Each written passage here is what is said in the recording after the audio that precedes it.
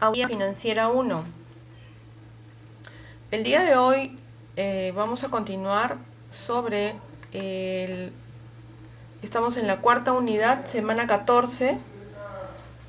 Tenemos que hablar sobre, según el sílabus, sobre la planeación, que es la primera etapa o la primera fase de un proceso de auditoría financiera.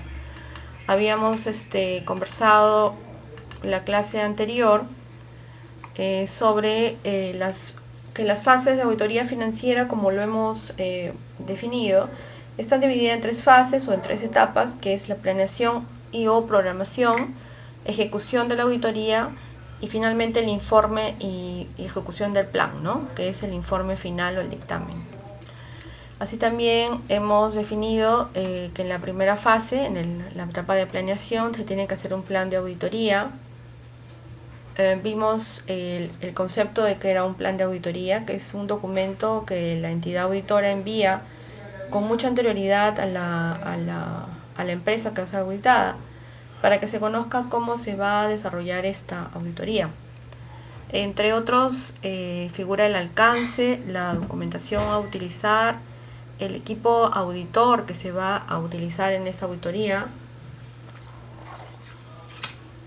y un cronograma o calendario, ¿correcto? Este plan de auditoría, si bien es cierto, es la parte inicial de todo lo que significa la planificación, es importante que sea aprobado y lo tengan en conocimiento los altos ejecutivos para que puedan iniciar el proceso de la planeación finalmente, ¿no? Este plan se devuelve a la empresa auditora y comienzan las reuniones, ¿no? Las reuniones iniciales primero, que son las reuniones con los auditores y los auditados. Se llevan a cabo al inicio de las auditorías para conocerse y aclarar algunos aspectos, sobre todo conocer el desarrollo de la empresa, cuál es el giro del negocio o en qué tipo de procedimientos contiene dentro de su diseño organizacional. Se realiza también una visita general a la empresa, donde se visitan las instalaciones, sin perjuicio de que posteriormente puedan visitarse de nuevo para poder tener una opinión. Y después ya viene la búsqueda de las evidencias por parte de la auditoría pura, durante el cual el equipo comienza a analizar los procesos de trabajo, como vamos a ver ahora en unos instantes. Bueno, esto lo vimos en la clase anterior, pero había bien bastante pocos alumnos, ¿no? Después ya, bueno, cuando en la última etapa viene la reunión final y la entrega del informe, ¿no? El plan de auditoría financiera tiene que ser básicamente definido bajo dos conceptos. Primero, tiene que contener una adecuada comprensión del negocio de la entidad, del sector en que opera y la naturaleza de las transacciones. Y segundo, los procedimientos y principios contables que sigue la entidad y la uniformidad con que han sido aplicados, así como los sistemas contables y utilizados para registrar las transacciones. El grado de eficacia y fiabilidad inicialmente esperado de los sistemas de control interno. Esto tan fácil como se dice en un plan, se realiza, ahora vamos a ver cómo lo explicaba la clase anterior, bajo la fase del planeamiento de auditoría financiera, ¿no? Esta fase del planeamiento de auditoría financiera, en conclusión, contiene varias etapas. La primera etapa es el planeamiento general de la auditoría. La segunda etapa es la comprensión de las operaciones de la entidad. La tercera es la aplicación de estos procedimientos de revisión analítica. Después de ahí vienen los diseños de pruebas de materialidad y se comienzan a identificar las cuentas y afirmaciones significativas que indica la administración. Bueno, así de tan sencillo no es. Acá hay un error, es pruebas con B larga. Bueno, y comienza el planeamiento de la auditoría financiera, comprende el desarrollo de una estrategia global, ¿no? Para su condición, al igual que el establecimiento de un enfoque apropiado sobre la naturaleza, oportunidad y alcance.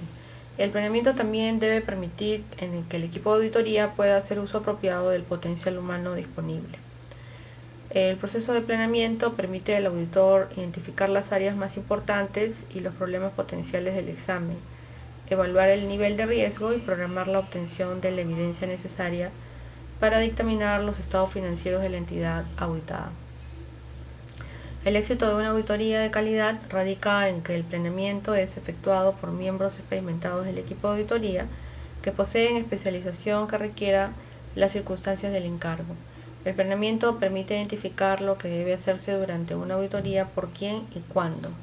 El objetivo de la auditoría financiera es permitir que el auditor exprese su opinión acerca de que si los estados financieros han sido preparados en función de las normas establecidas vigentes en los procesos contables, ¿no? Y realmente estén de acuerdo a estas normas generalmente aceptadas en contabilidad. Esa es la finalidad de una auditoría financiera: evaluar los estados financieros y verificar que estos se hayan realizado de acuerdo a las normas establecidas, contables, sobre todo a nivel internacional, las NICS y la doctrina contable. Y por último, el tema tributario, ¿no? Que se den cumplimiento a las normas vigentes en el sistema tributario del país. El alcance de la auditoría está referido a los procedimientos que son considerados necesarios para alcanzar el objetivo programado. Si bien el auditor es responsable del examen de los estados financieros y de expresar opinión acerca de los mismos, la preparación y presentación de tales estados es responsable de la administración. En realidad, la administración es la encargada y la responsable de la presentación de los estados financieros. De la preparación es el contador, ¿no? Porque él es el que elabora el estado financiero. La auditoría financiera constituye una herramienta de evaluación para el sector público, en este caso para todos, ¿no? Por cuanto además el objetivo tradicional de dictaminar los estados financieros y constituir un medio de rendición debe estar dirigida a mejorar la administración financiera, el control interno y el sistema contable en las entidades públicas y privadas. Listo. Bueno, esto es lo que vimos la semana anterior, perdón, la clase del día miércoles, ¿no?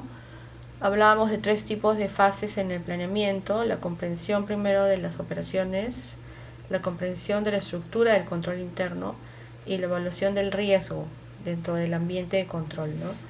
En el tema de la comprensión de las operaciones estamos claros que los auditores tienen que primero conocer todos los procedimientos y las operaciones que realiza la entidad para poder hacer el plan.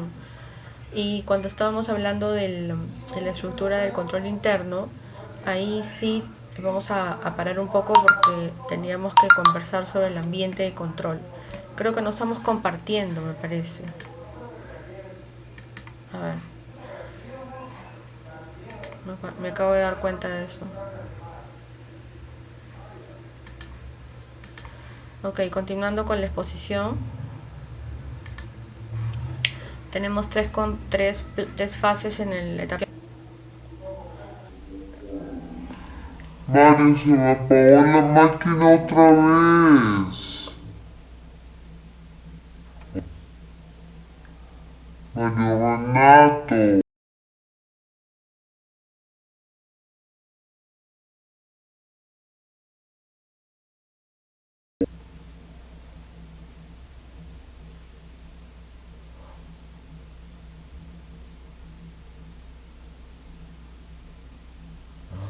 Entiendo, oye.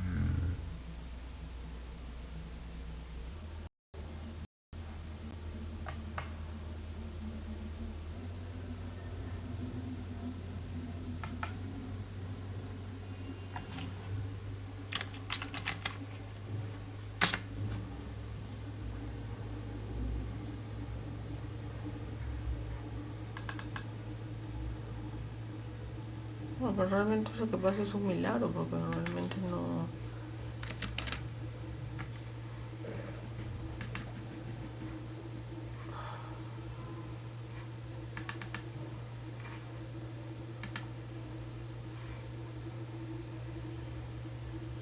¿Qué? Oh, Dios mío.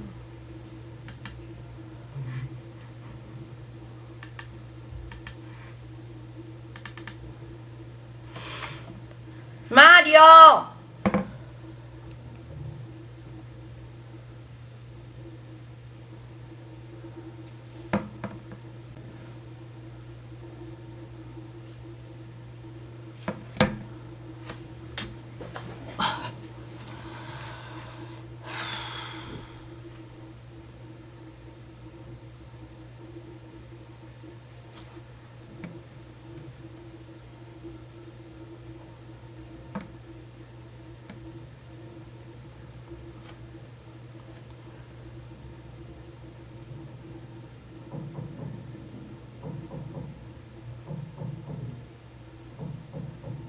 sé, sí, me manda.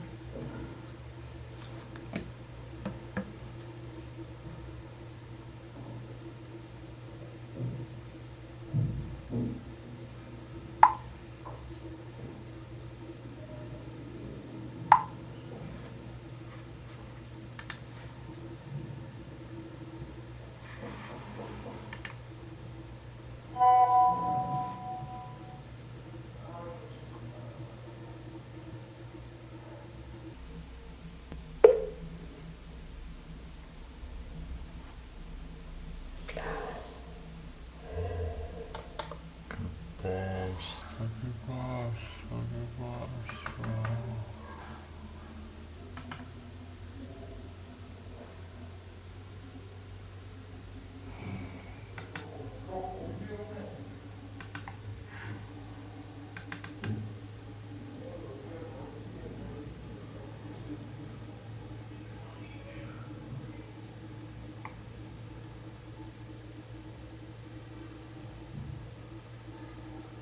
Yo.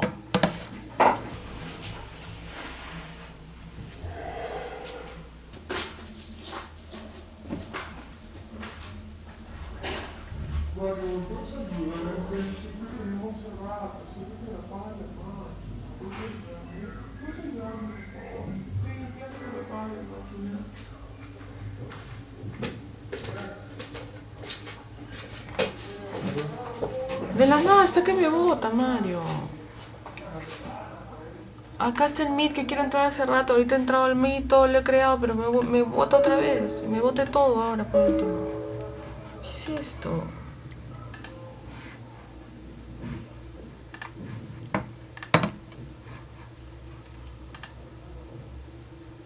Apaga esto, pues está grabándose todo.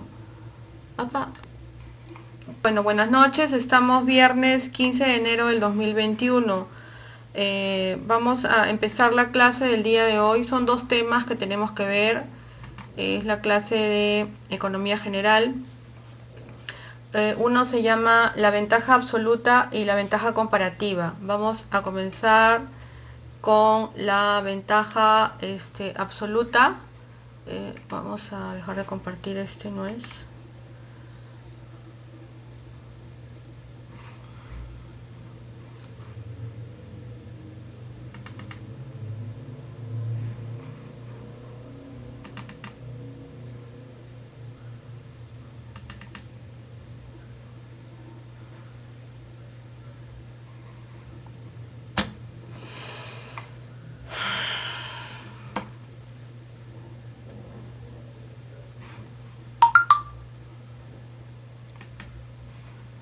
Listo, tenemos entonces el primer tema del día de hoy, se llama ventaja absoluta.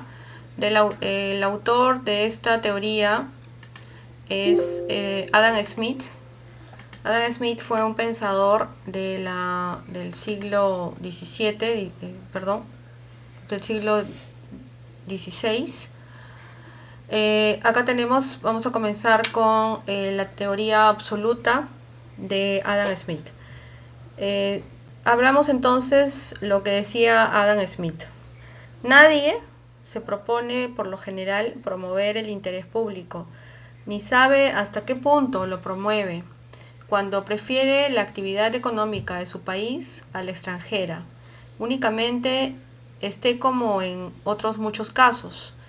Es conducido por una mano invisible a promover un fin que no entraba en sus intenciones. Mas no implica mal alguno para la sociedad que tal fin no entre a formar parte de sus propósitos, pues el perseguir su propio interés promueve el de la sociedad de una manera más efectiva que si esto entrara en sus designios. El libro que escribió fue La riqueza de las naciones en 1776. Fue un economista y filósofo escocés. Adam Smith, uno de los padres de la economía, es el que escribió este libro y otros libros más, pero el principal fue La riqueza de las naciones. En ese autor es que se basó la teoría absoluta. Él decía que existía una mano invisible en el mercado. Esta mano invisible en el mercado, para Adam Smith y la teoría de la absoluta, es que el Estado debía abstenerse de intervenir en la economía, ya que si los hombres actuaban libremente en la búsqueda de su propio interés, había una mano invisible que convertía sus esfuerzos en beneficios para todos. Obviamente ese era el mismo mercado, ¿no? Decía, la ventaja absoluta, ¿de qué trataba? La idea inicial es para que exista comercio entre dos países. Uno de ellos debe tener una ventaja absoluta en la producción de alguno de los bienes que se comercian. Es decir, que si un país puede producir una unidad de algún bien con una menor cantidad de trabajo que la usada por el otro país para producir el mismo bien, entonces el primero tiene una ventaja absoluta. En esta posición vamos a poner la ventaja de un país que se llama Honduras, que produce mucho producto textil, ¿no? Es muy conocido por su industria textil. Seguimos con la ventaja absoluta. De acuerdo con esta perspectiva o esta teoría, los beneficios del comercio están basados en el principio de la ventaja absoluta, bajo el siguiente argumento, dice Adam Smith. Un país puede ser más eficiente que otro en la producción de algunos bienes y menos eficiente en la producción de otros. E independientemente de las causas de las ineficiencias, ambos se pueden beneficiar del intercambio si cada país se especializa en la producción del bien que produce con mayor eficiencia que el otro. Esa era la teoría de Adam Smith. Y seguimos con la teoría de la ventaja absoluta. Siempre será máxima constante de cualquier prudente padre de familia, dice, no hacer en casa lo que cuesta más caro que comprarlo.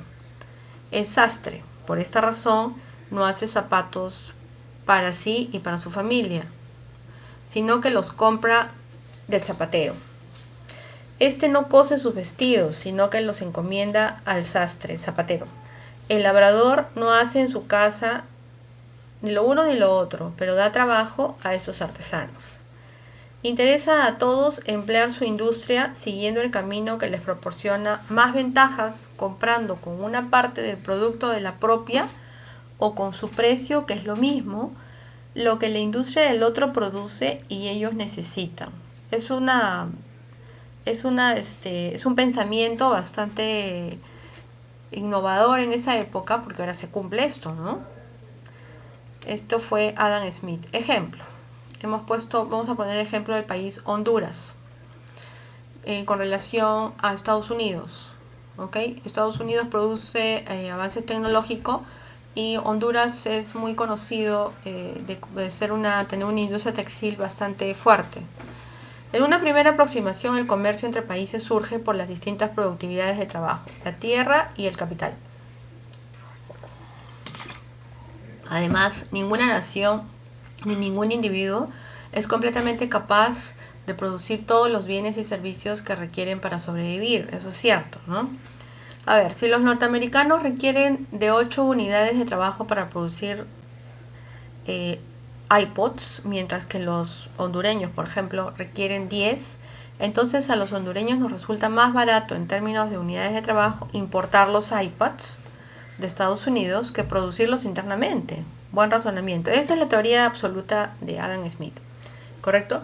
Pero si al contrario los hondureños requieren 2 unidades de trabajo para producir una unidad de camisetas, o sea, textiles, mientras que los norteamericanos requieren 4, entonces a los estadounidenses les resulta más barato en términos de trabajo importar las camisetas de Honduras para producirlos ellos mismos, ¿no es cierto? Aquí está el ejemplo de los iPods versus camisetas. Y seguimos con el ejemplo de Estados Unidos y Honduras. De esta manera, siguiendo al pensador Adam Smith, se configuraría el siguiente patrón de comercio. Entre Estados Unidos y Honduras, exportarían iPads a Honduras, correcto, a Estados Unidos, o equivalentemente, Honduras importaría iPads de los Estados Unidos, o bueno, es lo mismo, ¿no es cierto? El que vende exporta y el que compra importa. En cambio, Honduras exportaría productos textiles, camisetas, a Estados Unidos, o equivalentemente Estados Unidos importaría camisetas de Honduras. De esta manera, y en un primer momento, para Adam Smith, los países exportan aquellos bienes en cuya producción requieren menos trabajo que otros países, e importan aquellos bienes en cuya producción requieren más trabajo, o sea, más costo que otras naciones.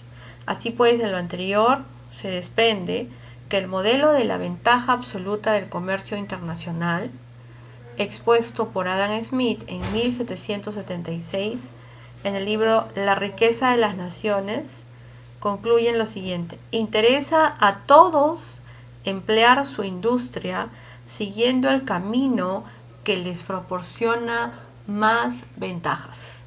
Smith, 1776. Realmente fue un visionario, ¿no? Qué pensador tan visionario, ¿no? Para poder profundizar la economía de tal forma y llegar a estas conclusiones que se dan ahora en la actualidad, ¿no? Acá tenemos los requerimientos de trabajo. En este ejemplo, una unidad de iPods requiere más unidades de trabajo en Honduras que en Estados Unidos. 10 es mayor que 8, obviamente ya lo vimos. En cambio, en una unidad de camisetas requiere más unidades de trabajo en Estados Unidos que Honduras. 4 es mayor que 2. La situación anterior se expresa de la manera siguiente: los Estados Unidos tienen una ventaja absoluta en la producción de iPads y Honduras tiene una ventaja absoluta en la producción de camisetas.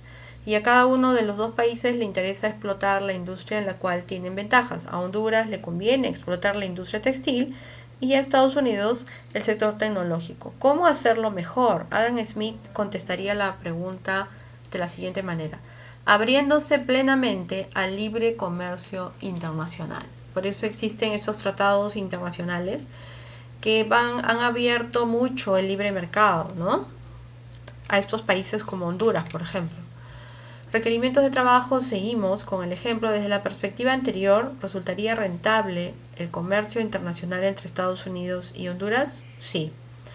Y resultaría beneficioso en un doble sentido. Primero, en ausencia de comercio entre ambos países, tanto Estados Unidos como Honduras, tendría que producirse los dos bienes forzosamente, pero de manera ineficiente. Por tanto, no habría especialización e incrementos de productividad que hacen posible la misma. No obstante, si ambos países deciden abrirse al libre comercio internacional, se generarían economías de escala en los sectores de actividad económica en los cuales cuenten con ventajas absolutas.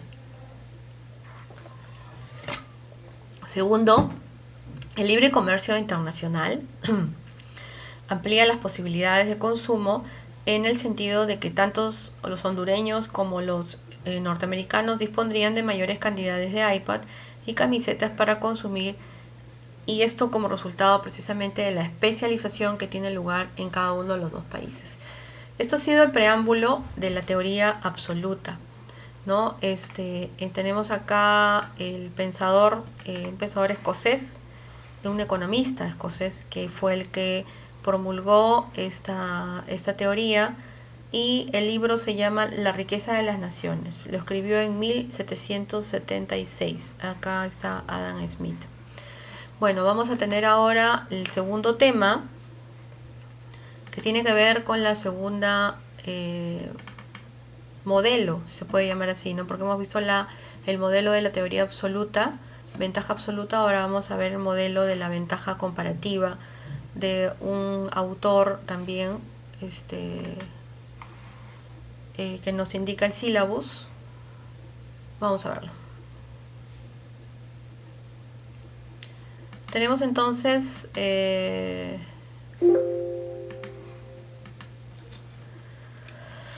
son dos, ¿no? La ventaja absoluta y la ventaja comparativa. La ventaja absoluta la hemos visto.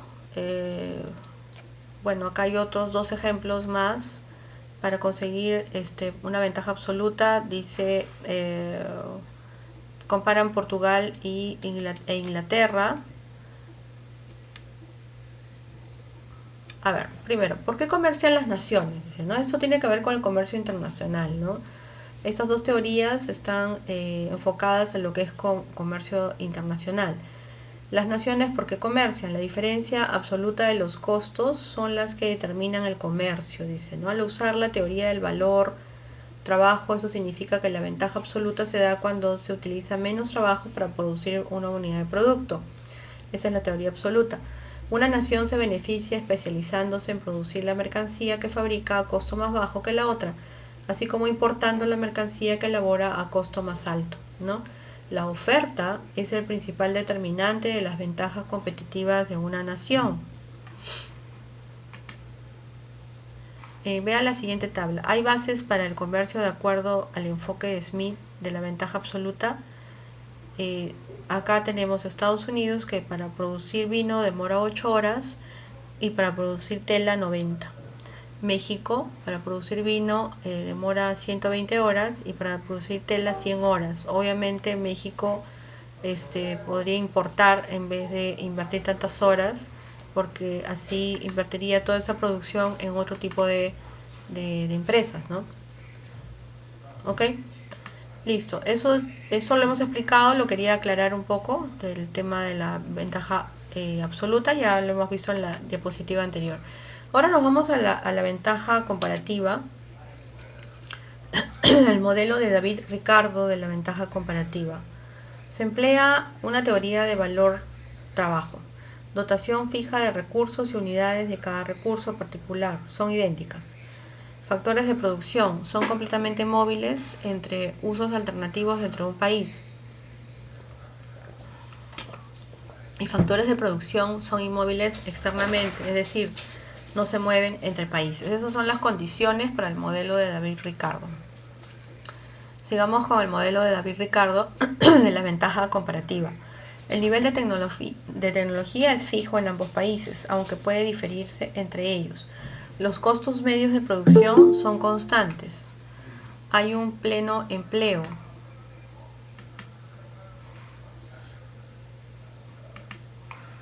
La economía es competitiva. No hay restricciones para el comercio y los costos de transporte son igual a cero. Acá participan 2 países y 2 bienes. Tenemos para conseguir una unidad de producto, Estados Unidos, en el mismo ejemplo anterior, tenemos aquí en el vino 80 horas, en la tela 90 horas, y México 120 horas para el vino y en la tela 100 horas. ¿Ok? Estos son los volúmenes que produce en todo caso de toneladas, ¿no? 88 toneladas de vino y en vino, y en vino una tonelada 200, ¿no? Lo que produciría México. Sigamos. Las ganancias del libre comercio.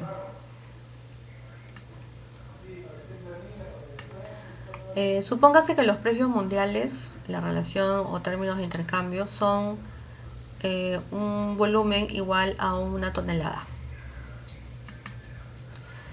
Cuando más cercanos estén los términos de intercambio a la relación de precios de autarquía de un país, tanto menor será la ganancia de este país en el comercio internacional.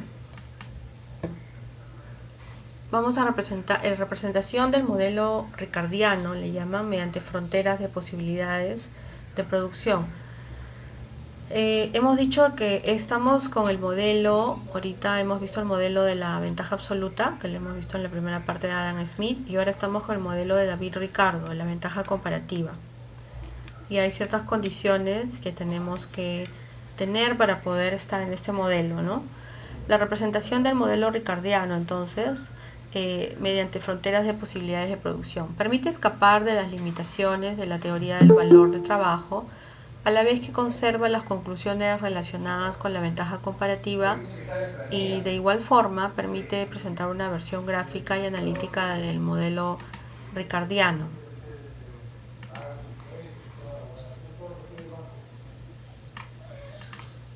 Entonces podemos decir hasta aquí que la primera fuente de incentivos a especializarse e intercambiar radica en la posibilidad de sacar partido de las diferencias entre países, ventaja absoluta y ventaja comparativa.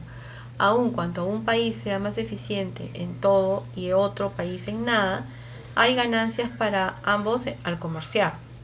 Las ganancias de libre comercio se dan por 2 vías, una por medio indirecto de producción, más eficiente para conseguir bienes más baratos y 2, como medio de acceder a posibilidades de consumo fuera de la capacidad productiva de la economía nacional.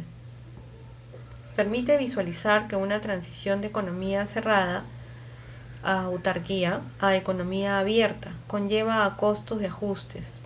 Reasignar, por ejemplo, reasignar recursos, desinvertir en un sector e invertir en otro, problemas sociales, sindicales, políticos.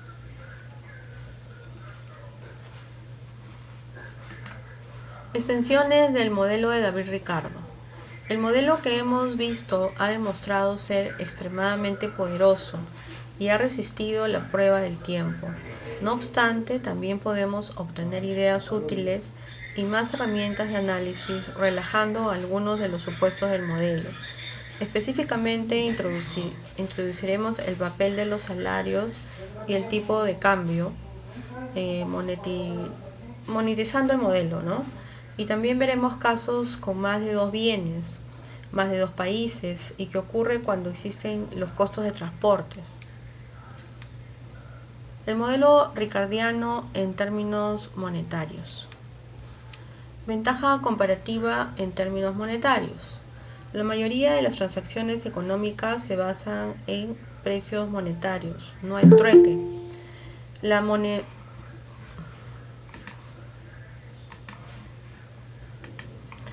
monetización se logra asignando un salario a cada país. Igualmente, se especifica un tipo de cambio, que es el número de unidades de moneda que se intercambian por unidad de otra moneda. Con ello se puede establecer el valor de todos los bienes en términos de una sola moneda.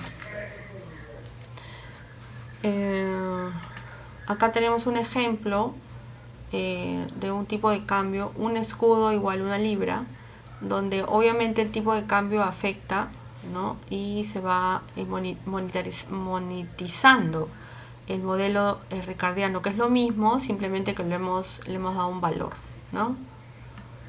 Obviamente cuadros no van a venir, van a venir conceptos. La condición de exportación. En versión monetizada del modelo de un país, exporta un producto cuando puede producirlo en la forma menos costosa, dado los salarios y el tipo de cambio. Por ejemplo, tela. Inglaterra tenemos una libra por hora es un escudo igual a una libra. Portugal, 2 horas.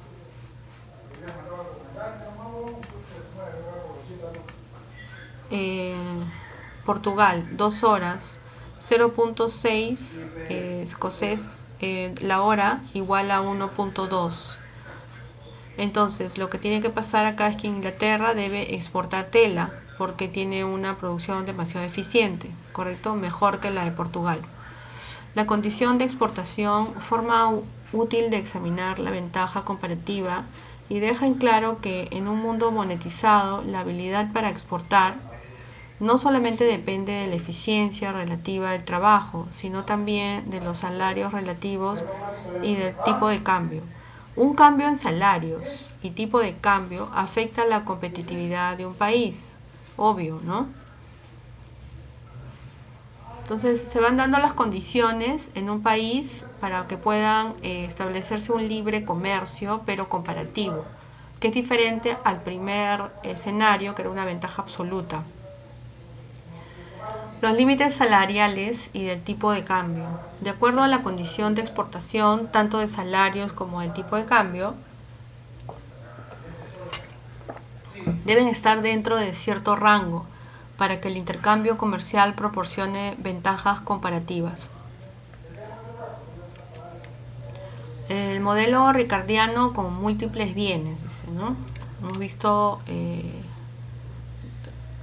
condiciones de producción por unidad en el marco ricardiano de 2 países y múltiples bienes. El tipo de cambio 0.8 marcos, que es similar a una peseta. En este caso hablamos de España y Alemania. Tenemos los factores salarios, vino, cubiertos, telas, ferretería, trigo y queso. O sea, hay varios varios rubros. El aumento en el número de mercancías es una extensión útil del modelo, porque permite analizar cambios exógenos en salarios relativos o tipo de cambio. Suponga que por alguna razón los salarios en Alemania suben a 3.2 marcos a 4.2 la hora. ¿Correcto? Entonces aquí tenemos Alemania, está a 3.2 y te está diciendo que sube a 4.2 la hora. Y es un factor que va a aplicarse en una fórmula que obviamente no va a venir, pero obviamente va a afectar al precio, ¿no?, del producto. Se observa que ventaja de costos de Alemania han sido erosionadas por el aumento en sus salarios, lo cual ha eliminado su capacidad para exportar dos productos. Claro, acá teníamos que con 3.2 el vino lo hacías en 3 horas, los cubiertos en 4, la tela en 5, la ferretería en 6, el trigo en 2.8 y el queso en 3 horas. Eras mucho más eficiente que en España. Pero si tú el salario lo subes a 4.2, ese costo te afecta, ¿no? Y tus productos, probablemente 2 de ellos, como dice acá la fórmula, va a ser eliminado y no va a poder exportar 2 productos por los costos, ¿no? Ahora supongamos que los salarios originales, el tipo de cambio marcos peseta aumenta de 0.8 marcos a 1 peseta, de 1 marco a 1 peseta. Igual, el monto va a subir. La ventaja de los costos de España ha sido erosionada también por la apreciación de su moneda, lo cual ha eliminado su capacidad para exportar por lo menos un producto. Listo, ahora, ¿cómo es que afectan los costos de transporte? Dice, ¿no? Vamos a ver, los costos de transportes también afectan al modelo ricardiano. En realidad, todos los costos afectan a un precio, ¿no? Se ha visto hasta ahora que el modelo predice especialización total. Hay 3 razones por las que la especialización en la economía internacional no llega a ese extremo. La existencia de más de un factor de producción o factores no sustitutos perfectos. Los países protegen a menudo sus industrias frente a la competencia extranjera. El transporte de los bienes y servicios es costoso. Ese costo puede ser suficiente para llevar a países a la autosuficiencia, ¿no? También.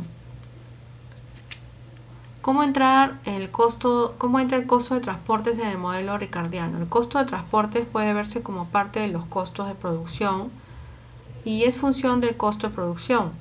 Por lo tanto, el costo de transporte se agrega a los requerimientos de trabajo de la producción en el país que está exportando. El transporte de los bienes y servicios es costoso. Ese costo puede ser suficiente para llevar a países a la autosuficiencia, porque como el transporte de bienes y servicios se vuelve costoso, simplemente el mismo país que va a exportar dice: yo voy a poner ese costo, asumo el costo de transporte yo y me vuelvo autosuficiente, y no trasladas el costo al otro. Bueno, estas fórmulas obviamente no van a venir porque es en el examen, en el cuarto examen. Lo que se quiere decir es de que este costo de transportes, así como los otros costos, sí involucran un cambio en el costo de producción finalmente, ¿no? Bueno, explicando un poco esto de los precios, podemos entonces observar que incorporando el costo de transportes aparece nueva categoría de bienes. Bienes no comercializables o no transables, bienes que no ingresan al comercio internacional, aunque uno de los países puede tener una ventaja comparativa en su producción. Cada país los producirá por sí mismo y no se intercambiarán internacionalmente. ¿Qué pasa? De que al no tener ese costo y no poder asumirlo tú como costo de transporte, porque obviamente es muy alto, simplemente el país que lo iba a importar tiene que producirlo y finalmente no se realiza el comercio internacional. El modelo ricardiano con múltiples países.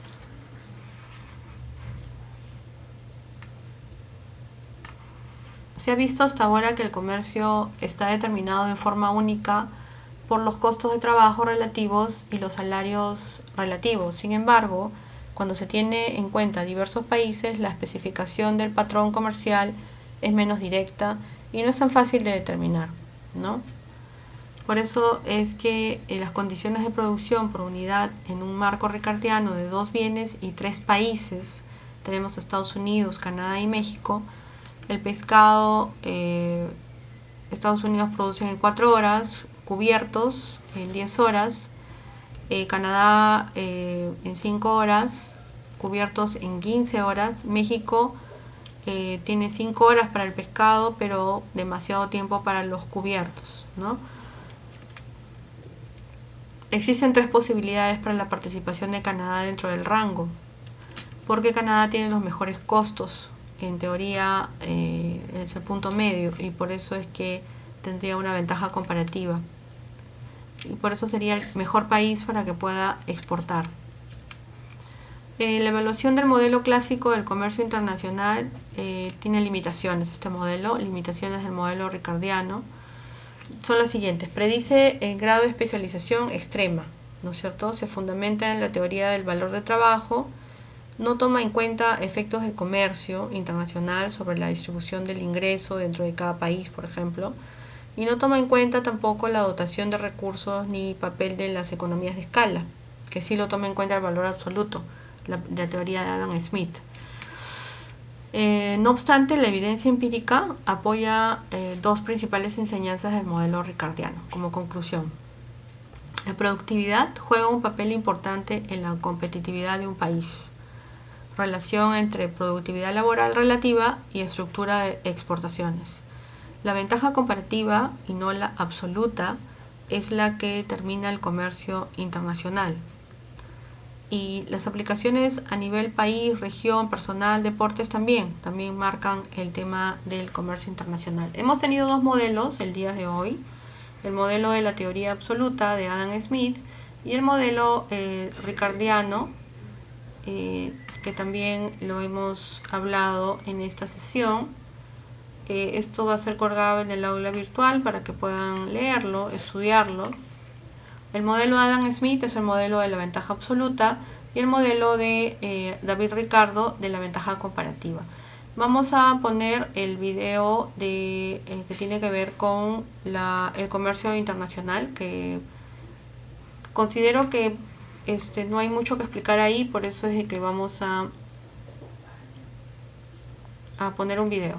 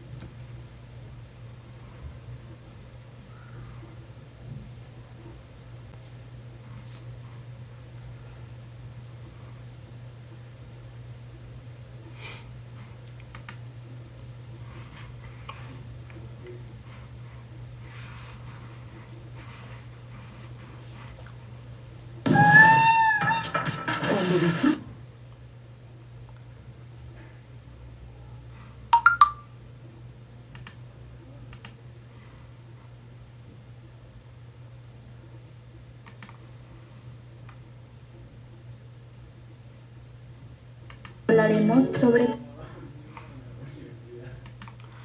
Ok, vamos a poner un video que tiene que ver con el comercio internacional y después vamos a poner el video que tiene que ver con el comercio exterior y cómo ha impactado el COVID la pandemia en el comercio exterior, ¿no? Que también ha afectado bastante porque casi todos los aeropuertos están cerrados, pero sin embargo hay una parte que es el tema de la comercio exterior que realmente ha continuado, ¿no? En toda esta pandemia, en los 10 meses o bueno, casi 10 meses, desde febrero, o bueno, ya casi un año, porque en febrero cumplimos un año, el 15 de febrero, con esta pandemia, todo el comercio internacional ha continuado, todo lo que es carga y descarga, aduanas ha continuado, tanto marítima, aérea como lo que es barco, ¿no? Marítima y aérea, perdón. El tema de todas las empresas de carga y descarga han continuado, los almacenes han continuado, claro que no al niveles de antes, pero en realidad sí todo, en concreto todo ha sido igual, porque era parar países, ¿no? En conclusión. Los primeros 4 días se paró, pero de ahí se retomó todo otra vez, ¿ya? Así que vemos, eso es importante para nuestro conocimiento también, ¿no? Vamos a tener primero el primer video que cómo funciona el comercio internacional, ¿no? Una cosa así, me imagino muy suave, porque esto todos tenemos el concepto claro de que el comercio internacional es todo lo que sale de un país y todo lo que ingresa a nuestro país. Obviamente cuando uno vende al exterior está exportando y cuando uno compra está importando, ¿no? Eso es básicamente el concepto. Pero bueno, obviamente no estamos en un curso de comercio exterior porque si no les daría todo lo que lleva el curso de comercio exterior, pero en realidad es toda una dinámica de trabajo y toda una especialidad que se llama comercio exterior, ¿no? Vamos a poner ese pequeño video y de ahí vamos a retomar el tema y ver el tema de la pandemia, cómo influyó en el comercio internacional.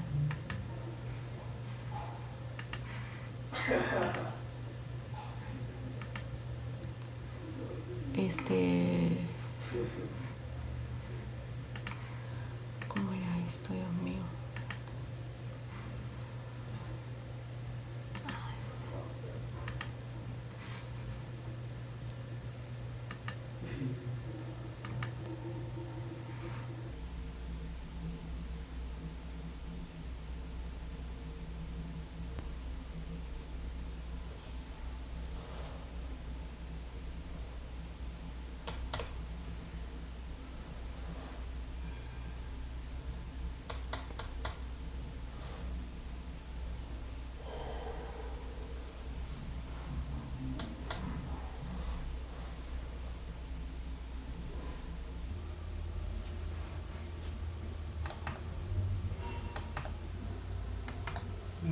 No me deja subir videos, no me deja hacer nada, Mario, se fue. ¿Puedes retomarlo?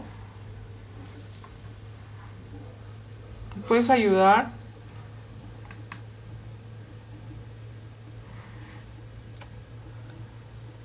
Ay, Dios mío.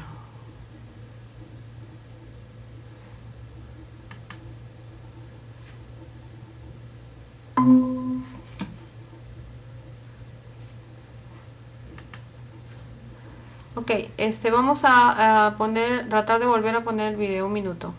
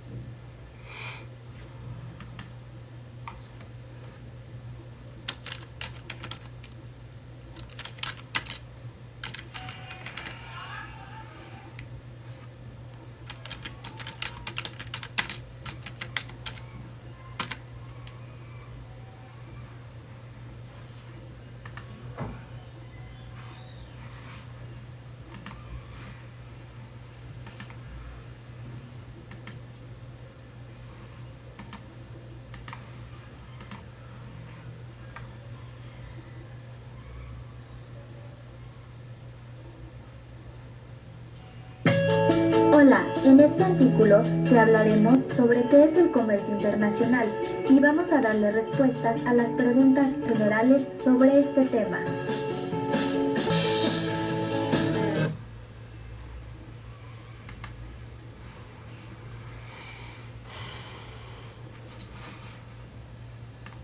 El comercio internacional es el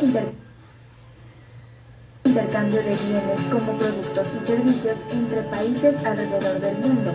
Puedes localizar más artículos en la sección de comercio internacional. Encontrarás información específica como conceptos, definiciones, importancia, teorías, historia, estadísticas, instituciones y más. ¿Qué es el comercio internacional? El comercio internacional hace referencia al movimiento que tienen los bienes y servicios a través de los distintos países y de sus mercados. Se realiza utilizando divisas y está sujeto a regulaciones adicionales que establecen los participantes en el intercambio y los gobiernos de sus países de origen. Al realizar operaciones comerciales internacionales, los países involucrados se benefician mutuamente al posicionar mejor sus productos y así ingresar a mercados extranjeros.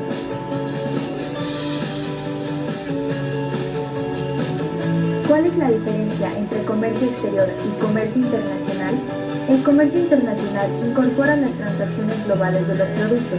Un ejemplo es el precio del petróleo, que está sujeto a un cambio en su precio de razón del comercio internacional, de manera que el petróleo se ve afectado por los sucesos económicos del mundo, mientras que en el comercio exterior es un país en específico o un bloque que establece relaciones de intercambio con el resto del mundo. En México, ¿dónde puedo buscar información sobre lo que es comercio internacional? Puede encontrar mayor información en los gobiernos estatales, específicamente en Secretarías de Comercio y Economía. Asimismo, a nivel federal, la Secretaría de Economía cuenta con mucha información sobre el comercio en México. ¿Dónde puedo capacitarme, orientarme e iniciarme sobre qué significa comercio? Entra a www.comercioyaduanas.com.mx. Ok, entonces hemos tenido el video de lo que es comercio exterior. Ahora vamos a hablar sobre las tareas. Y vamos a dar finalizado la grabación. Un minuto, por favor. Bueno, hemos tenido la clase del día de hoy hablando sobre la teoría absoluta del pensador economista Adam Smith. Y también hemos tenido la teoría o el modelo de ventaja comparativa del modelo ricardiano. Y hemos tenido un video sobre el comercio internacional.